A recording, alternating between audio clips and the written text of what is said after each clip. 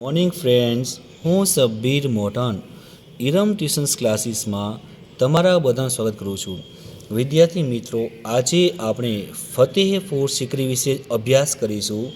મુઘલ બાદશાહ અકબરે સૂફી સંત સલીમ ચિશ્તીની યાદમાં ઉત્તર પ્રદેશમાં આગ્રાની પશ્ચિમે 26 માઇલ દૂર ફતેહપુર સિકરીની નામનું નવું નગર વસાવ્યું હતું. તેણે આ નગરને પોતાની નવી રાજધાની બનાવી હતી. સમ્રાટ અકબરે ફતેહપુર સિકરીમાં નવરત્નો, કલાકારો, વિદ્વાનો, તત્વચિંતકો વગેરેને આશ્રય આપ્યો હતો. ઈસવીસન 1569માં ફતેહપુર સિકરીમાં ઇમારતો બાંધવાનું શરૂ થયું હતું. ઈસવીસન 1572 સુધીમાં અહીં અનેક ઇમારતો બંધાઈ હતી.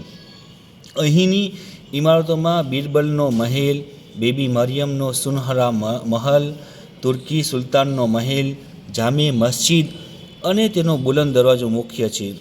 બુલંદ દરવાજો 41 મીટર પહોળો અને 50 મીટર ઊંચો છે. તે દુનિયામાં સૌથી ભવ્ય દરવાજો છે.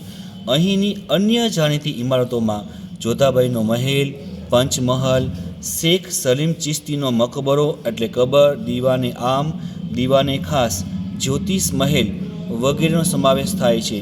વિશેષ એમ કહેવા માગે છે કે આ નગરનું મૂળ નામ સિકરી હતું. ઈસવીસન 1572માં અકબરે ગુજરાતના મારવા પર વિજય મેળવ્યો હતો. એ પછી તેણે સિકરીની આગળ ફતેહપુર નામ જોડ્યું હતું.